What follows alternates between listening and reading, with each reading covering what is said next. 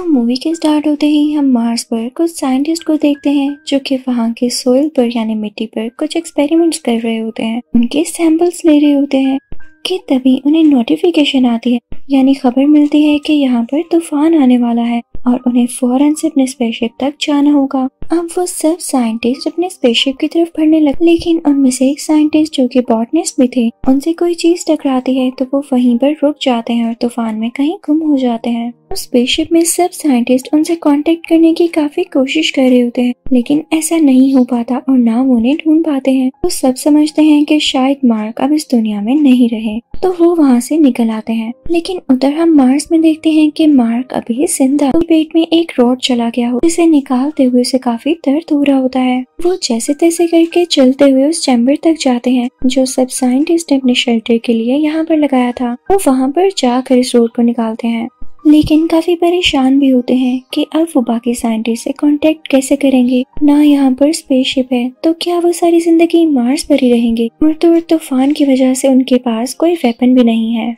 वो जानता था कि स्पेस में जो अगला प्रोजेक्ट आएगा यानी जो अगला स्पेसशिप लैंड करेगा वो 4 साल बाद होगा। तो 4 साल का अरसा तो बहुत ज्यादा है, यानी इस टाइम पीरियड में जो उसके पास खाना है वो काफी नहीं है। वो मर भी सकता है, तो उसे कुछ ना कुछ जरूर करना होगा। अब यहाँ पर वो प्लान्स करने लगता है। उसके पास कुछ आलू होते हैं जिन्हें यूज करके वो और भी आलू उगाना चाहता था, और शायद इसीलिए वो सारे साइंटिस्ट एक्सपेरिमेंट्स कर रहे थे इस प्लैनेट की सोइल पर। तो मार्क अपनी डायरी में कुछ नोट्स बनाने लगता है और बाहर जाकर सोइल में खेती करने लगता है ताकि वो आलूओं को उगा सके। लेकिन यहाँ पे एक सबसे बड़ा इशू ये था कि मार्स में पानी बहुत कम था, इवन था ही नहीं, बस वही पानी जो साइंटिस्ट अपने साथ लाते हैं। तो ये तो यहाँ पर रहने के लिए काफी नहीं था। लेकिन लकीली मार्क क्योंकि एक बॉटनिस्ट था तो वो जानता था कि पानी को किस तरह से प्रोड्यूस किया जा सकता है और ये सारी कल्टीवेशन कैसे की जा सकती है। तो वो हाइड्रोजन और ऑक्सीजन को जलाकर उसे पानी बनाने की कोशिश करता है। लेकिन पहली ट्राई में तो वहाँ पर बहुत बड़ा ब्लास्ट होता है, क्योंकि यहाँ पर उसने उस ऑक्सीजन की कैलकुलेशन नहीं जो कि वो वहाँ से इनटेक कर रहा था। लेकिन नेक्स्ट ट्राई में पूरी कैलकुलेशंस के बाद जब वो दोबारा ट्राई करता है तो यहाँ पर पानी बनना शुरू हो जाता है। अब मार्क उस जगह पर पानी प्रोड्यूस करता है जहाँ पर मिट्टी में उसने वो पौधा उगाया होता है, और कुछ ही दिन में देखते ही देखते वो पौधा थोड़ा सा बाहर आता है। मार्क ये देखकर बहुत खुश होता है, उसे जीने की होप मिलती है। दूसरी तरफ दुनिया में ये डिक्लेयर कर दिया जाता है कि मार्क अब इस दुनिया में नहीं रहा। इवन उसका फ्यूनरल भी कर दिया जाता है। लेकिन तभी हम एक लड़की को देखते हैं जो कि सैटेलाइट को देख रही होती है और उससे मार्स की क्लिप्स को देखती है। तो उसे पता चलता है कि मार्क अभी भी जिंदा है, क्योंकि वहाँ पर जो सामान पहले कहीं और पड़ा हुआ था वो अब किसी और जगह पर शिफ्ट हो चुका है। और ये सोलर पैनल्स होते हैं जो कि मार्स ने ही शिफ्ट किए होते हैं। वो लड़की अपने सीनियर्स को बताती है और वो भी समझ जाते हैं कि मार्क अभी जिंदा है। लेकिन वो उन्हें बताते हैं कि अगर हम मार्स पर मार्क को बचाने चले भी जाएं तो हमारे पहुंचने तक वो भूख से वैसे ही मर जाएगा। और ये बात होती भी ठीक है। उधर मार्क जो कि परेशान होने की बजाय कोई तरीके ढूंढ रहा होता है कि 4 साल बाद जो नया प्रोजेक्ट आएगा और जिस जगह पर आएगा वहाँ पर पहुँचने के लिए इसे 50 दिन चाहिए, यानी 50 डेज, और 70 डेज तो इसे यहाँ पर पहले से ही हो चुके हैं। तो बैठे रहने से अच्छा है कि ये उस जगह तक पहुँच जाए। लेकिन वो जगह यहाँ से 2500 किलोमीटर दूर है, और जो कार इसके पास है वो सोलर पैनल से चलती है और एक दिन में 35 किलोमीटर से ज्यादा ट्रेवल नहीं कर सकती है। लेकिन फिर भी मार्क के पास यही आखिरी ऑप्शन होती है। फिर जमीन पर हम देखते हैं कि वो सब लोग डिसाइड करते हैं कि मार्क तक फूड और पानी भेजने के लिए वो एक स्पेसशिप तैयार करेंगे जो कि पूरे 1 साल में मार्स तक पहुंचेगा। लेकिन मार्क तो पहले ही वहाँ पर काफी ज्यादा आलू उगा चुका था। वो आलू लकीली काफी ज्यादा थे, लेकिन मार्क जानता था आखिर कब तक वो आलूओं पर जिंदा रहेगा। उसे किसी न किसी तरह तो कांटेक्ट करना ही होगा ना। मार्क एक ऐसी जगह पर पहुंचता है जहां पर कैमरा होता है। ये ऐसा कैमरा होता है जो कि मार्स की पिक्चर्स दुनिया तक भेज सकता है। मार्क वहां पर 3 बोर्ड्स भी लगाता है। दरमियान वाले बोर्ड पर लिखता है कैन यू सी मी, कि क्या आप मुझे देख सकते हैं। लेफ्ट साइड पर नो लिखता है और राइट साइड पर यस लिखता है। और जब दुनिया वाले ये देखते हैं तो वो कैमरा यस की तरफ मूव करते हैं। तो मार्क बहुत ज्यादा खुश होता है कि चलो शुक्र है इन लोगों को पता तो है कि मैं जिंदा हूँ। और अब ये कोड वर्डिंग में दुनिया वालों से बात करने लगता है। वहाँ पर मार्क को ये भी बताया जाता है कि उसके लिए खाना भेजा जा रहा है। तो मार्क पूछता है कि वो साइंटिस्ट इनके साथ मैं यहाँ पर आया था वो तो अभी भी अर्थ की तरफ जा रहे होंगे, तो क्या आप लोगों ने उन्हें बताया कि मैं यहीं पर हूँ? तो वो सब कहते हैं कि नहीं, पर अब बता देते हैं। जब मार्क के बाकी साथियों को पता चलता है तो उन्हें बहुत बुरा लगता है कि वो मार्क को वहीं पर छोड़ आए। वहाँ मार्स पर हम देखते हैं कि जहाँ मार्क ने आलू उगाए हुए थे वहाँ पर पता नहीं क्यों ब्लास्ट हो जाता है और उसके सारे आलू तबाह हो जाते हैं। मार्क काफी दुखी हो जाता है और उसके पास अब जितने भी आलू बचे थे वो काफी नहीं थे, क्योंकि जब तक उसके पास खाना या पानी पहुंचता वो पहले ही भूख से मर चुका होता। तो अब वो डिसाइड करता है कि जो खाना वो दिन में इतनी बार खाता था उसे वो बहुत कम कम करके खाना होगा ताकि वो जिंदा रह सके। अब उधर जमीन पर हम नासा को देखते हैं जो कि एक रॉकेट लॉन्च कर चुके होते हैं जिसमें मार्क के लिए खाना और जरूरी चीजें थी।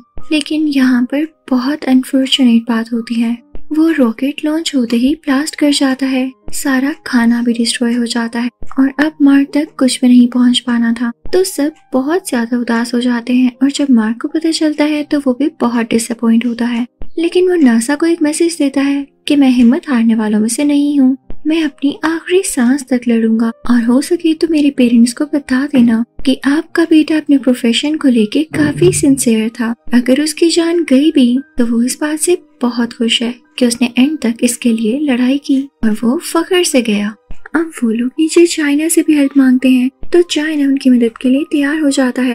उनका स्पेसशिप जो कि 28 दिन बाद जाने वाला है, वो लोग उसी के जरिए मार्क को रेस्क्यू करेंगे। लेकिन वहाँ पर एक और आदमी होता है जो कि इन्हें एक और आइडिया देता है कि जो स्पेसशिप पहले से ही मार्स से वापस आ रहा है उसे दोबारा मार्स की तरफ कर दिया जाए और मार्क जो मार्स पर पहले से ही स्पेसशिप मौजूद है उसमें से मार्स के ऑर्बिट तक आए तो बाकी साइंटिस्ट इसे ले लेंगे। लेकिन ये सब बहुत रिस्की था और इसमें बाकी साइंटिस्ट की भी जान को खतरा था और तो और उन्हें ऐसा करने में 19 महीने लग सकते थे, यानी अगर वो मार्क को लेकर वापस जमीन पर आते तो इसलिए नासा इस चीज को मना कर देती है।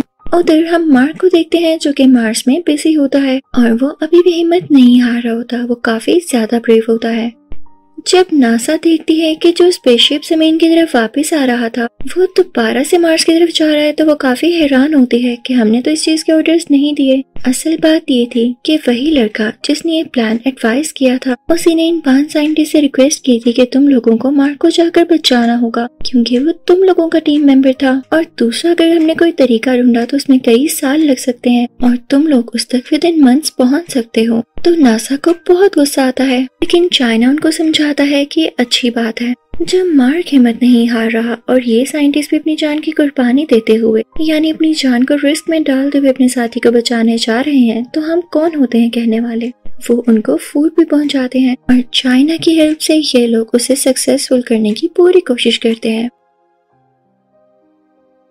अब उधर जब मार्क को पता चलता है कि उसके साथी उसे लेने आ रहे हैं लेकिन उनके स्पेसशिप में इतना फ्यूल नहीं है कि वो मार्स के अंदर तक आ सके तो उसे अपना ही स्पेसशिप तैयार करके मार्स की ऑर्बिट तक आना होगा ताकि वो वहां से अपने साथियों को ज्वाइन कर लें। तो अब वो स्पेसशिप को तैयार करने लगता है लेकिन वो इतना भारी होता है कि जब तक मार्क उसके कुछ हिस्से बाहर न फेंक देता वो इतनी बाहर इतनी जल्दी ट्रेवल न कर पाता। मार्क अब ऐसा करने लगता है। अब मार्क उस स्पेसशिप में निकल ही पड़ता है लेकिन उसे काफी सफोकेशन हो रही होती है और वो स्पेसशिप पूरी तरह से ठीक भी नहीं होता तो उसे फ्लाई और हैंडल करने में भी काफी प्रॉब्लम होती है। तो इस वजह से बीच में वो बेहोश हो जाता है और उसका कांटेक्ट भी नहीं होता किसी से। तो सब काफी परेशान हो जाते हैं लेकिन जब कुछ टाइम बाद उसे होश आता है तो सब बहुत खुश होते हैं। जमीन पर भी काफी ज्यादा लोग इस मिशन को लेके काफी वरीड थे और मार्क और बाकी साइंटिस्ट की सेफ्टी के लिए दुआएं कर रहे थे। लेकिन यहाँ एक और प्रॉब्लम हो जाती है। मार्क जिस स्पेसशिप में होता उसकी स्पीड को कंट्रोल करना उसके बस में नहीं हो रहा होता तो वो परेशान हो जाता है कि उसके साथी उसे कैसे पकड़ेंगे। तो अपने साथियों से कहता है कि परेशान न हो, मैं भी हिम्मत बनाए रखा हूँ और जल्दी मैं इसकी स्पीड को कंट्रोल करके तुम लोगों तक पहुँच जाऊंगा। तो दूसरे साइंटिस्ट अपनी स्पेसशिप का एक हिस्सा गिरा देते हैं जिसके एयर प्रेशर से मार्क की स्पेसशिप की स्पीड कम होती है। तो फाइनली ये लोग मार्क को पकड़ सकते थे। अब उधर हम स्पेसशिप की फीमेल कमांडर को देखते हैं जो कि एक मूविंग चेयर पर से होती हुई एक रस्सी की मदद से मार्क तक पहुँच रही होती है लेकिन वो रस्सी यहाँ पर छोटी पड़ जाती है। यहाँ पर मार्क इनसे काफी दूर रह जाता है तो वो इनसे कहता है कि मैं स्पेसशिप में एक होल करूंगा। यहाँ पर मार्क अपने स्पेस सूट के अंदर एक होल बनाता है जिससे उसके स्पेस सूट पे हवा जाने लगती है और उसका प्रेशर बढ़ जाता है और उसी प्रेशर से वो अपनी डायरेक्शन चेंज करता है और मूव करने लगता है और फाइनली उसे फीमेल कमांडर तक पहुंच ही जाता है। वो बहुत खुश होता है कि अब उसकी जान बच चुकी थी और वो रेस्क्यू कर लिया गया था। लेकिन तभी वहाँ पर कोई मूवमेंट होती है। मार्क का हाथ फीमेल कमांडर के हाथ से छूट जाता है, लेकिन जल्दी वो कमांडर उसकी तरफ रस्सी फेंकती है जिससे मार्क पकड़ लेता है। अब फाइनली मार्क उस स्पेसशिप के अंदर आ जाता है और सब लोग बहुत ज्यादा खुश होते हैं कि उनका मिशन सक्सेसफुल रहा। अब हम देखते हैं कि वो सब फाइनली दुनिया पर लैंड कर चुके होते हैं और यहाँ पर मार्क सब साइंटिस्ट का हेड बन जाता है और उन्हें सिखाने लगता है कि अगर आप स्पेस में फंस जाएं तो खुद को किस तरह से बचा कर रखना है, कभी भी हिम्मत नहीं हारनी। और इसी के साथ ये मूवी यहीं पर एंड हो जाती है। Thank you for watching.